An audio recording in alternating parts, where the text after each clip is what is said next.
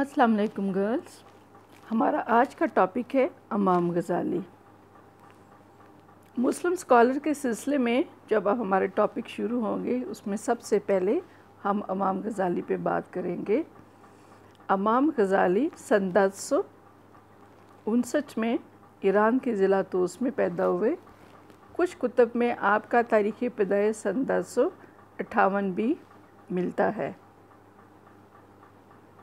امام غزالی ایران کے ضلع طوس میں غزال کے ایک قصبہ میں پیدا ہوئے اور آپ کا تعلق اس قصبے سے ہونے کی وجہ سے غزالی کے نام سے مشہور ہوئے۔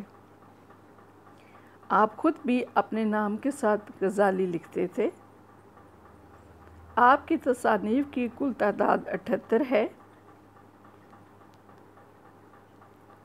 ان تصانیف میں تفسیر، حدیث، فقہ، علم الکلام، تعلیم، وعظ و مناظرہ شامل ہیں۔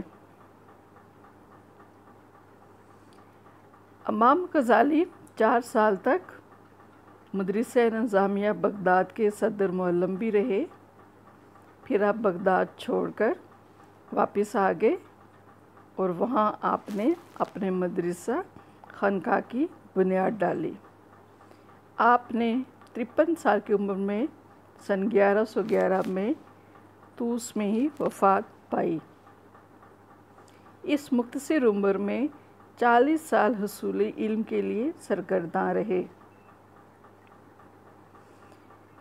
آپ کی مشہور تصانیف میں کیمیائے شہادت اور احیائے علوم شامل ہیں، جن میں آپ نے تعلیمی مسائل اور ان کے حل کے لیے اپنے تعلیمی نظریات بیان کیے ہیں۔ امام غزالی نے تعلیم کے سلسلے میں اس بات کی طرف توجہ دلائی ہے کہ اللہ تعالیٰ نے انبیاء اکرام کو مبعوث فرمایا بنی نوع انسان کی تعلیم کے لیے۔ انبیاء کے بعد یہ کام خلفاء اور ملوک نے کیا۔ خلفاء ملوک کے ساتھ عام واعظین، علماء ربانی اور علماء اس علم کے سلسلے میں شامل ہیں۔ اب ہم آپ کے تعلیمی نظریات کا مختصر جائزہ لیتے ہیں۔ امام غزالی نے علوم کو دو قسموں میں تقسیم کیا ہے۔ ایک قسم ہے علوم مذموم، دوسری ہے علوم محمود۔ علوم مذموم میں وہ علوم شامل ہیں جو انسان کے لیے فائدہ مند نہیں ہیں، جادو وغیرہ، اور علوم محمود میں فرض عین اور فرض کفایہ شامل ہیں، اور وہ علوم جو انسان کے لیے فائدہ مند ہیں۔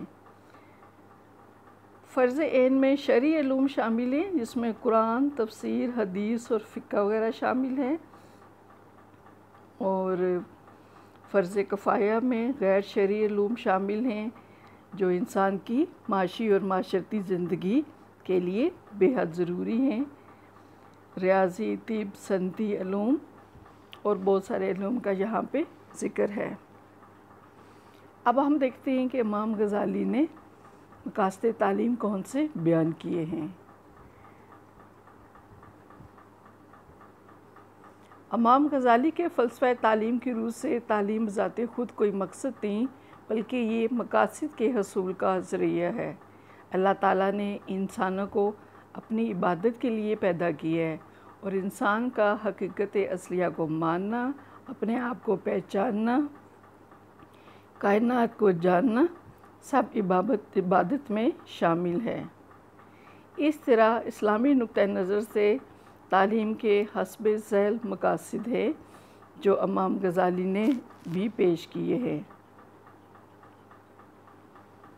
تعلیم کا اولین مقصد معرفت الہی کا اصول ہے۔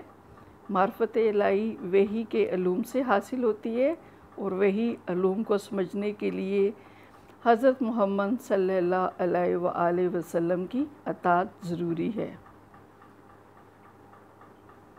امام غزالی کے نزدیک وحی کے علم کے مطابق ہی اقدار جنم لیتی ہیں، اور اخلاقی اقدار کے فروغ کے لیے کلام الہی اور سنت رسول کو جاننا بے حد ضروری ہے۔ معلم کائنات حضرت محمد صلی اللہ علیہ وسلم کا خلق قرآن مجید ہی ہے، اور آپ کی ہی تعلیمات کے ذریعے اخلاقی اقدار کا تعین کیا جاتا ہے، اور اسی کو فروغ دینے پر زور دیا جائے۔ امام غزالی آگے رضا الہی کے اصول کی بھی بات کرتے ہیں، اور رضا الہی تعلیم کے ذریعے ہی حاصل ہوتی ہے۔ رضا الہی سے مراد ہے اللہ تعالیٰ کے احکام کے سامنے سر تسلیم خم کرنا، اللہ کا فرما بردار بندہ بن کے رہنا، اور معرفت الہی کا یہ درجہ صرف علم کے ذریعے ہی حاصل ہوتا ہے۔ اعلیٰ کردار اور اچھے اخلاق کی تعمیر کے لیے بھی تعلیم کا حصول بے حد ضروری ہے، اور انسان اعلیٰ کردار کے اعلیٰ مقام اور مرتبے پر اس وقت فائز ہوتا ہے جب وہ تعلیم حاصل کرتا ہے، اور تعلیم سے ہی اچھے برے، نیکی اور بدی میں تمیز کرنا سیکھتا ہے، نیکی کو اپنا کر برے کاموں کو ترک کرتا ہے۔ انسان جسم اور روح کا مرکب ہے۔ امام غزالی ایسی تعلیم کے حامی ہیں جو جسم اور روح دونوں کو زندگی بخشے۔ یہی وجہ ہے کہ آپ نے دینی علوم کے ساتھ ساتھ دنیاوی علوم کی اہمیت کو بھی اجاگر کیا۔ امام غزالی کے نزدیک اسلامی تعلیمات کی روشنی میں کائنات کے اسرار و رموز کو جاننا بھی بے حد ضروری ہے، اور نوع انسانی کے لیے انہیں کام میں لانے کو تعلیم کا ایک انتہائی اہم مقصد قرار دیا ہے۔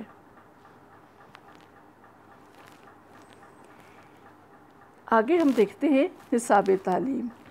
امام غزالی کے دور میں شرعی علوم پڑھائے جاتے تھے، لیکن غیر شرعی علوم عوام الناس کے لیے کے فائدے کے مضامین سے پہلو تہی کی جاتی تھی۔ آپ نے شرعی اور غیر شرعی دونوں علوم کو نصاب میں شامل کیا اور دونوں کو یکساں اہمیت دی۔ کس مضمون کو کتنی اہمیت اور کتنی افادیت دی جائے، آپ کے خیال کے مطابق مضامین کو اس کی ضرورت اور افادیت کے مطابق ہی ترتیب دیا جائے اور کریکولم میں یعنی کہ نصاب میں شامل کیا جائے۔ آپ کے خیال میں فرض عین اور فرض کفایہ دونوں کو سیکھنا انسان کے لیے بہت ضروری ہے، اور ان میں شامل مضامین کو نصاب میں شامل کیا جائے۔ غیر شرعی علوم کو علم کا حصہ بنانے کی وجہ سے امام غزالی کو جدید تعلیم کا بانی بھی کہا جاتا ہے۔ طریقہ تدریس کے سلسلے میں امام غزالی فرماتے ہیں کہ تدریس ایک فن ہے، اور فن کے کچھ آداب ہیں جس کو جاننا ہر استاد کی پیشہ ورانہ ذمہ داری ہے۔ آپ نے استاد کے لیے دوران تدریس مندرجہ ذیل آداب کا خیال رکھنے کے لیے کہا ہے۔ دوران تدریس طلباء کی ذہنی اور استعداد کا خیال رکھا جائے، تدریس میں اعتدال رکھا جائے، اپنے سبق کو مثالوں سے واضح کرے، آواز کا مناسب اتار اور چڑھاؤ ہو، تیزی کے ساتھ نہ پڑھایا جائے، غیر متعلقہ بحث سے اجتناب کیا جائے، طلباء سے عزت اور احترام اور محبت سے پیش آیا جائے، پہلے سے اپنے سبق کی تیاری کی جائے، کسی لفظ یا جملے کو اپنا تکیہ کلام نہ بنایا جائے، طلباء سے ہنسی مذاق سے پرہیز کیا جائے، تدریجی اصولوں کو سامنے رکھا جائے، جن کی درجہ بدرجہ تعلیم دی جائے، آسان سے مشکل کی طرف چلا جائے، سوالات اور جوابات کا باقاعدہ وقت رکھا جائے، اور اپنے سبق کا اختتام ہمیشہ کسی اچھی اور فائدہ مند بات سے کیا جائے۔ آگے ہم دیکھتے ہیں کہ استاد کی کن خصوصیات کا امام غزالی نے ذکر کیا ہے۔ آپ کے خیال میں تعلیمی ڈھانچے میں استاد کو مرکزی حیثیت حاصل ہے، اور معلم ہی وہ ہستی ہے جس کے ذریعے تمام تعلیمی مواد متعلم تک پہنچتا ہے۔ امام غزالی کے فلسفہ تعلیم کی روشنی میں استاد کو مندرجہ ذیل خوبیوں کا حامل ہونا چاہیے۔ پروکار شخصیت ہو، لباس میں سلیقہ مندی اور سادگی ہو، زبان پر اسے قدرت حاصل ہو، کہ جس بھی زبان میں وہ پڑھا رہا ہے اس پر اسے مکمل عبور حاصل ہو، مقاصد تدریس سے اسے آگاہی ہو، طریقہ تدریس میں مہارت ہو، بچوں کی نفسیات کا ماہر ہو، اپنے پیشے کا احترام کرتا ہو، علم کے وقار کا خیال رکھتا ہو، وقت کی پابندی کرتا ہو، اخلاق حسنہ کا مالک ہو، اس کے قول و فعل میں کوئی تضاد نہ ہو، اور ظاہر اور باطن اس کا ایک جیسا ہونا چاہیے۔ اور استاد کے لیے ضروری ہے کہ وہ مسلسل مطالعے کی عادت ہو۔ آگے ہم دیکھتے ہیں طلباء کے لیے کیا ہدایات دی ہیں امام غزالی نے۔ مطلب کو بھی امام غزالی نے مرکزی حیثیت، امام غزالی نے کہا ہے کہ متعلم کو بھی تعلیم میں مرکزی حیثیت حاصل ہے، اور جتنے بھی اہتمام کیا جاتا ہے استاد، نصاب، تدریس، عمارت، اور جتنی بھی آپ کو فیسلٹیز دی جاتی ہیں یہ سب متعلم کے لیے ہوتی ہیں، اور ضروری ہوتا ہے کہ متعلم ان تمام فیسلٹی سے بھرپور فائدہ اٹھائے۔ امام غزالی کے فلسفہ تعلیم کی روشنی میں مندرجہ ذیل